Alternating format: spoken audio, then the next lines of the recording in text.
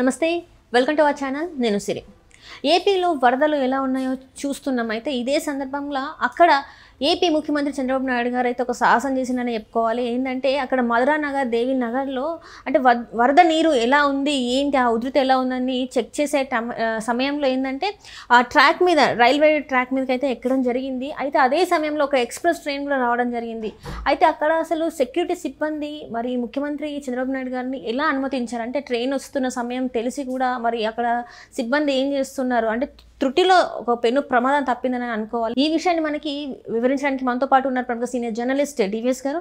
నమస్కారం సార్. నమస్తే అమ్మా. సార్, ఇప్పుడు చూస్తున్నట్టయితే మరి ఏపీ ముఖ్యమంత్రి చంద్రబాబు నాయుడు గారి ఏదైతే వరద ఉధృతి ఎలా ఉంది, అక్కడ అంటే ఆ ప్రవాహం ఎలా ఉందని చెప్పేసి కొన్ని ఏరియాస్లలో చూస్తుంటే, అంటే మధురా నగర్, దేవి నగర్ అలాంటి ప్రాంతాలలో రైల్వే ట్రాక్ ఎక్కడం జరిగింది.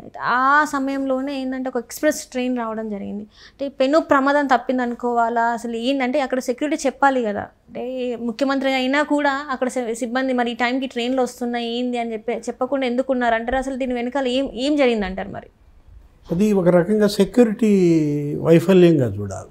ఇక్కడ ఆయన ఏంటంటే బ్లాక్ క్యాట్స్ ఉంటారు, ఏది Z+ కేటగిరీలో ఉన్నటువంటి వ్యక్తి అనమాట. ఆయన ఎంత ముఖ్యమంత్రి అయినా తను అక్కడ ఉత్సాహంగా వెళ్ళాలనుకున్నా, లేదు అక్కడ అంత సమస్య తీవ్రత ఉన్నా కూడా ఇలాంటి సాహసాలకి ఆయన వెళ్తున్నప్పుడు నిరోధించాల్సిన బాధ్యత సిబ్బంది పైన, ఏది భద్రతా సిబ్బంది పైన ఉంది. ఇప్పుడు అక్కడ పక్క స్టేషన్లో ట్రైన్ బయలుదేరిందన్న సమాచారం వీళ్ళు ముందే తెలుసుకోవాలి, వచ్చే అవకాశం ఉందని ముందే తెలుసుకోవాలి. అదేంటి, ఇప్పుడు బెజవాడ అక్కడ ఆయన తిరుగుతున్నారు, బుడమేరు బాధితులు అక్కడ వరద బాధితుల పరామర్శలో ఉన్నారు, వాళ్ళకి అందుతున్నాయా లేదా అన్నీ చూస్తున్నారు ముఖ్యమంత్రి. ఇప్పుడు ఒకవైపేమో ఆహార ప్యాకెట్ల పంపిణీ, మరోవైపేమో పారిశుధ్యం, ఇంకోవైపేమో వైద్యం, ఏది అంటూ వ్యాధులు ప్రబలుతున్నాయి. అటు వైద్య శాఖని, ఇటు మున్సిపల్ శాఖని, మరోవైపు ప్రజా పంపిణీ వ్యవస్థ, ఫుడ్ ప్యాకెట్స్ పంపిణీ, ఇవన్నీ కూడా చూసుకుంటూ ఆయన ఏంటి ఆ నీటి ప్రవాహాలు అసలు ఏంటి, బుడమేరుకి ఎందుకు వచ్చింది వరద అనే దీంట్లో ఒకవైపేమో ఆ పడ్డ గండ్లు పోడ్చమని మంత్రి రామానాయుడిని, లోకేష్ని అక్కడ పంపించారు బుడమేరుకి. ఈయనేంటి రైల్వే బ్రిడ్జ్ ఎక్కారు, ఆ నీటి ప్రవాహాలు చూస్తున్నారు. అది సింగిల్ ట్రాక్, ఏది సింగిల్ ట్రాక్ బ్రిడ్జ్ మీదకి ఆయన ఎక్కుతున్నప్పుడు రైలు వచ్చే ప్రమాదం ఉందని తెలిసినప్పుడు వెంట్రుక వాసులో తప్పించుకున్నట్లు లెక్క. ఏది సూపర్ ఫాస్ట్ ట్రైన్, ఎంత దూరం ఉంది ట్రైన్కి ఆయనకి మధ్య? 2 అడుగులు దూరంలో ఆయన నిలబడేది. అంటే ఇంకా అనేక మంది ఉన్నారు ఆయనతో పాటు. అదేంటి, అతను ముఖ్యమంత్రి, Z+ కేటగిరీ సెక్యూరిటీలో ఉన్నటువంటి ముఖ్యమంత్రి. ఆయన ప్రాణాలకు ఏదైనా జరిగితే అది ఎంత ముప్పు, అసలు ఎంత చెడ్డ పేరు వస్తుంది. అంటే సాహసాలు చేయటం ఆయనకు అలవాటే. ఇది ఇప్పుడే కాదు, అనేక సందర్భాల్లో ఇలాంటి ఉపద్రవాలు ఆయన ఎదుర్కొన్నాడు. మళ్ళా పునర్జన్మ మనం చూసాం. అలిపిరిలో ఇలాగే బాంబ్ బ్లాస్ట్, ఏది 23 క్లెమోర్ మైన్స్ బద్దలయ్యాయి.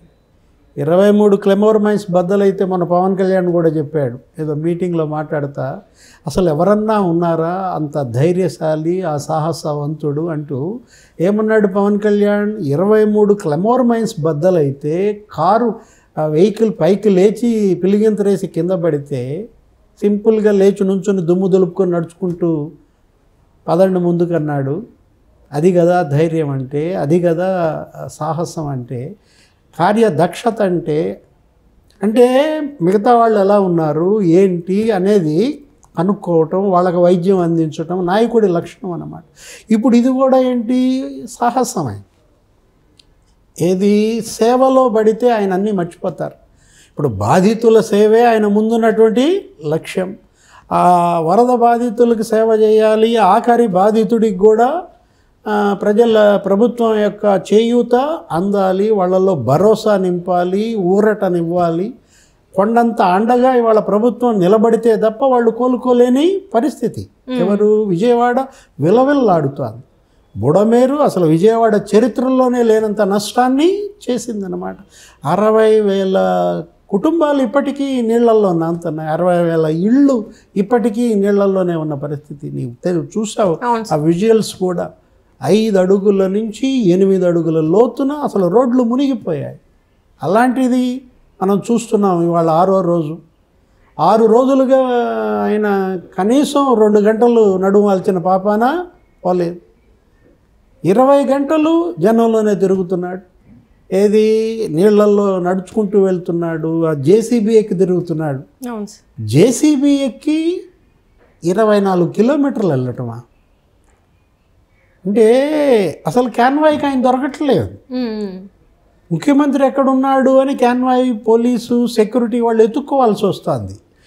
ఆ రోడ్డుకి వెళ్ళారనుకుంటే ఆయన ఇంకో రోడ్డులో వెళ్ళిపోతున్నారు. ఆ జేసీబీ ఎక్కటం, ఇంకా జేసీబీ ఏంటి ఎటు పడితే అటు వెళ్తున్న నేపథ్యంలో మనం చూసాం. ట్రాక్టర్ మీద తిరుగుతున్నాడు, నడిచి వెళ్తున్నాడు.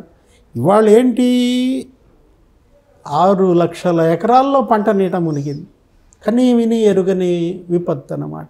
వరి 3 లక్షల ఎకరాల్లో మునిగిపోయింది. రైతులు మరి దగ్గర 2-3 వేల కోట్ల నష్టం ఒక్క రైతులకే అన్నమాట. ఇప్పుడు చేతి వృత్తులు దెబ్బతిన్నాయి. మొత్తం ఇవాళ వెహికల్స్, 2 వీలర్స్ కానీ ఆ కార్లు కానీ ఎందుకు పనికిరాని పరిస్థితి. ప్రతి 2 వీలరు బాగు చేయించుకోవాలనుకుంటే కనీసం 15,000-20,000 పడుతుంది.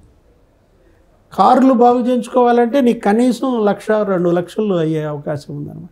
అందుకే ఆ బీమా ప్రతినిధులతో కూడా ముఖ్యమంత్రి ఒక ప్రత్యేక సమావేశం ఏర్పాటు చేసి వీళ్ళకి బీమా గనక లేకపోతే ఇంకా మీరు ఏదన్నా అవసరమైతే ఇవ్వటానికి అవకాశాలు ఉంటే పరిశీలించండి అని ఆయన అప్పీల్ చేయటం, కేంద్రం కూడా బీమా కంపెనీలని ఆదేశించటం మనం చూస్తున్నాం. ఒకవైపేమో సమీక్షలు, మరోవైపేమో బాధితులకు సేవలు అందించటం. ఈ సేవలో సాహసంగా చూడాలి దీన్ని ఎలా చూడాలా? ప్రజాసేవలో ప్రాణాంతక సాహసమా అంటే మనం చూసాం. జగన్మోహన్ రెడ్డి ముఖ్యమంత్రిగా ఎంత తేడా అతనికి ఇతనికి. ఇవాళ ప్రజల్లో చర్చ. ప్యాలెస్ నుంచి బయటకు రాని ముఖ్యమంత్రి అనే చెడ్డ పేరు తెచ్చుకున్నాడు. ఏది అసలు బయటకు వస్తే చెట్లు కొట్టిస్తాడు, బయటకు వస్తే పరదాలు కట్టాల్సిందే. చంద్రబాబు ముఖ్యమంత్రి అయిన కొత్తల్లో కూడా అలవాటు పడిపోయిన వీళ్ళు పరదాలు కట్టారంట. కడితే తిట్టాడనో ఏదో మనం చూసాం. ఏంటి పరదాలు తీసేయండి అని చెప్పి ఈ పాత పద్ధతులన్నీ పోవాలా, చెట్లు కొట్టాల్సిన పని లేదు, పరదాలు కట్టాల్సిన పని లేదు. నిరంతరం జనంలో ఉండేవాడే జననేత. జనానికి దూరమైన వాడు జనద్రోహి. ఇవాళ నిన్న పిలిపించారు ముఖ్యమంత్రి చంద్రబాబు. ఆయనేంటి జగన్మోహన్ రెడ్డి గడ్డలేస్తున్నాడు ఒడ్డు నుండి. బుడమేరు ముంచింది చంద్రబాబే అంటాడు. 32 మంది చనిపోవడానికి కారణం చంద్రబాబే అంటాడు. చంద్రబాబు క్షమాపణ చెప్పాలంటాడు. ఆ నివాసం కాపాడుకోవటం కోసం చంద్రబాబు గేట్లు ఎత్తాడంటాడు. అందుకే తిట్టాడు. ఏది ఆయన ముఖ్యమంత్రిని, చంద్రబాబు ఎవరిని, జగన్మోహన్ రెడ్డిని సంఘ బహిష్కారం చేయమన్నాడు. ఇలాంటి అరాచక శక్తులను సంఘ బహిష్కారం చేయాలి. వీళ్ళకి అసలు ప్రజా జీవితంలో ఉండే అర్హతే లేదు అన్నాడు అన్నమాట. మనం ఇవాళ ఆయన ప్రాణాలను పణంగా పెట్టి ప్రజాసేవ చేస్తున్నట్టుగా చూడాలన్నమాట. అటు అలిపిరి ప్రమాదంలోనూ మావోయిస్టులను అణిచివేయటం కోసం ఆయన ప్రాణం మీదకి తెచ్చుకున్నాడు. అక్కడే కాదు, ఇంకా 2-3 చోట్ల ఆయన పైన అటాక్స్ జరిగాయి. అసలు జగన్మోహన్ రెడ్డి ఈ 5 ఏళ్ల పరిపాలనలో ఎన్ని అటాక్స్ జరిగాయి మీకు తెలుసు. రాళ్ల దాడులు, అంగళ్ళులో రాళ్ల యుద్ధం, ఎర్రగొండపాలెంలో సురేష్, ఆదిమూలం సురేష్ చొక్కా ఇప్పి మరీ రాళ్లతో కొట్టించాడు. మనం చూసాం జగ్గయ్యపేటలో అయితే ఆయన చీఫ్ సెక్యూరిటీ ఆఫీసర్ తల పగిలింది రాళ్ళు ఇసరి కొడితే. ఎన్నో తట్టుకుని నిలబడ్డాడు. ఆ భగవంతుడే ఆయన్ని కాపాడుతున్నాడు. నిన్న కూడా మళ్ళా ఏడుకొండలాడే కాపాడినట్టుగా చూడాలా సార్. అంటే ఇక్కడ చూస్తున్నట్టయితే సార్, ఇక్కడ ఏంటంటే కేంద్రం నుంచి వెళ్ళి కూడా ఏదైతే ముఖ్యమంత్రి గారికి, చంద్రబాబు నాయుడు గారికి బ్లాక్ ఏదైతే ఉందో బ్లాక్ క్యాట్కి, దానికి ఆదేశాలు కూడా జారీ చేశారు అని చెప్పేసి కూడా కొన్ని వార్తలు వస్తున్నాయి. మరి ఇందులో వాస్తవం ఉందంటారా సార్? అంటే దీనిపైన ప్రధాని మోడీ సీరియస్ అయినట్టుగా, కేంద్ర హోంశాఖ మంత్రి అమిత్ షా క్లారిటీ అడిగినట్టుగా, వీళ్ళని సంజాయిషి అడిగినట్టుగా. ఎందుకని బ్లాక్ క్యాట్స్ కంప్లీట్గా హోంశాఖ చూస్తుందన్నమాట. వాళ్ళు వెంటనే రిపోర్ట్ చేసిన నేపథ్యంలో ఎందుకు ఇది జరిగింది, ఎలా జరిగింది, లోపం ఎక్కడ, భద్రతా వైఫల్యమా, కమ్యూనికేషన్ గ్యాపా, సమాచార లోపం ఉందా.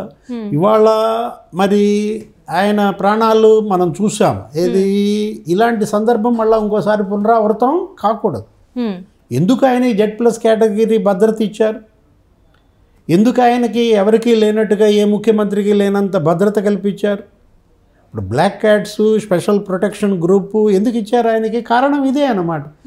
ఏది ఇవాళ ఆయనకు అనేక రకాల శక్తుల నుంచి ఆయన ప్రాణాలకు హాని ఉన్నటువంటి నేపథ్యంలో ఆయన భద్రత చూసుకోవాల్సిన బాధ్యత సెక్యూరిటీ పైన ఉంది. మనం ముందే అనుకున్నాం ఇదేంటి సెక్యూరిటీ వైఫల్యంగా చూడాలా, అక్కడ ఉన్నటువంటి ఆ భద్రత వైఫల్యంగా చూడాలి, ఈ పాటికి వాళ్ళకి క్లాస్ పీకేసి ఉంటారు కేంద్రం పెద్దలు అని అనుకున్నాం కదా. కారణం ఇదే అన్నమాట. Right sir, right. Thank you so much sir. నమస్తే.